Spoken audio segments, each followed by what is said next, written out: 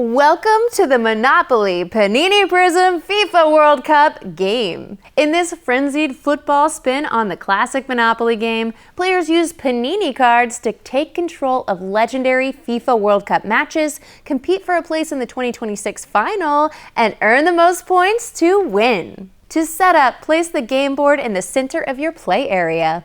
Put the dice and point chips nearby. The point chip supply is called the bank. Place the FIFA World Cup historic match cards face up next to their corresponding spaces around the board. Shuffle the Game Changer cards and place them face down in a draw pile on the board. Stack the FIFA World Cup 26 cards in numerical order with card 1 on top and place the pile face down in this area. If you're playing a 2 or 3 player game, use only cards 1, 3, 4, 5, and 7. Remove the rest from the game. Each player then chooses a token, places it on the go space, and takes 20 point chips, 5 1s and 3 5s, from the bank as their personal supply. Finally, each player chooses or drafts 4 Panini cards. To do this, place all the Panini cards face up on the table with no player stats showing. Each player rolls the white die. The highest roller chooses one card and places it face up in front of them. Then the player to their left chooses a card, and so on until each player has one card. Reverse the order for the next round, with the player who chose last in the first round now choosing first in the second round. Reverse the order again for the third and fourth rounds. This little thingy is known as a snake draft. The more you know. Once all players have 4 cards, set any remaining cards near the board. One important note. After selecting your Panini cards, you may check your own player stats at any time, but keep your cards face up so opponents can't see the stats. There are 4 player stats on each Panini card: player rating, attack, defense, and skills. Gameplay occurs in turns, starting with the last player to choose a Panini card and proceeding clockwise. On your turn, you'll roll the white die, move your token clockwise that number of spaces, and carry out the action on the space where you land.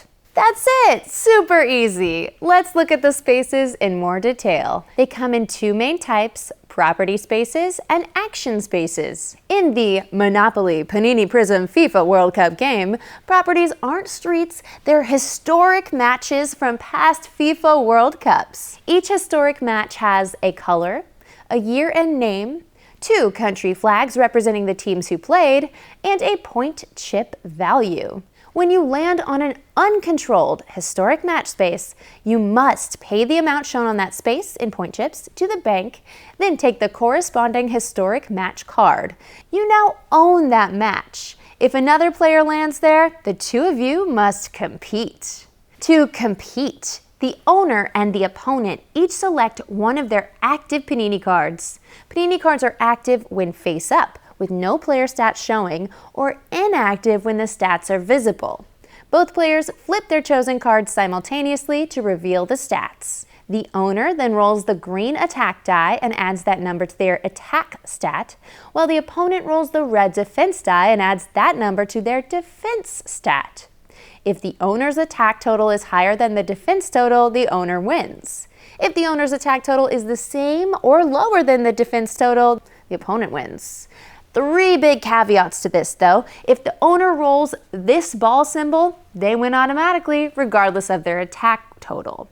If the opponent rolls this goalie glove symbol, they win automatically regardless of their defense total. However, if both symbols are rolled, the opponent wins. If the owner wins, the opponent pays them the bonus points shown on the back of the historic match card. If the opponent wins, they pay nothing and take the historic match card from the owner. One big note here though, this stealing action is prevented if the owner owns both matches in a color set. Additionally, owning both matches in a set doubles the bonus points paid by the opponent when the owner wins. Once you've flipped Panini cards stat side up, you may not turn them face up again until you reach the go space or all your Panini cards have become inactive. Then all those cards can be flipped back to their active side. The second type of space, action spaces, come in a variety of types. Here are some of the common ones. Go. Whenever you reach the go space, you must stop there even if your roll would have taken you past it. Then collect 4 points from the bank and draw a FIFA World Cup 26 card to compete in the tournament. Following the rules on the card, you'll choose an opponent, then place and flip Panini cards on the numbered rounds in the center of the game board to compare stats. If you beat your opponent, you'll claim the card. It's worth points at the end of the game. After resolving the go space, both players flip the Panini cards used in the contest to their active side. Take the top card from the Game Changer deck and do what it says. Maybe you'll perform the Zidane roulette to take an opponent's historic match card. Or put your players to the test. Curl one past the goalkeeper or step up for a suspense-filled penalty shootout. The stats on your Panini cards will determine the outcome. Transfer. You must trade one of your Panini cards for either an opponent's Panini card or one that wasn't chosen at the start of the game if there are any. You choose which Panini card to take, and if you choose an opponent's card, the opponent must accept the trade. Panini cards that are traded remain in the same active or inactive state after the trade. Team Jet. You may move to any space between that Team Jet and the next one clockwise on the board. If you reach the go space, you must stop there, even if you have moves left. You then collect 4 points from the bank and compete at FIFA World Cup 26. If you don't want to move at all, you can stay where you are and end your turn. Go to the bench. You must move your token to the on the bench space immediately. Do not stop on go. Do not collect 4 points or compete at FIFA World Cup 26. Your turn is then over. While on the bench, you can still trade Panini cards, collect bonus points from opponents, and compete in Game Changer challenges or at FIFA World Cup 26. To get off the bench, you have 2 options. Pay 1 point to the bank at the start of your next turn, then roll and move as normal, or roll a 6 with the white die on your next turn. If you do, you're free. Use that roll to move and then end your turn. If you don't roll a 6 by your 3rd turn on the bench, you must pay 1 point and use your last roll to move. The game ends once all the FIFA World Cup 26 cards have been played. Then each player does the following. Collect the game end value shown on the back of each FIFA World Cup historic match card they have. For historic matches in a color set, collect double the points for each of those matches. Collect the game in value shown in the bottom right corner of any FIFA World Cup 26 cards they have.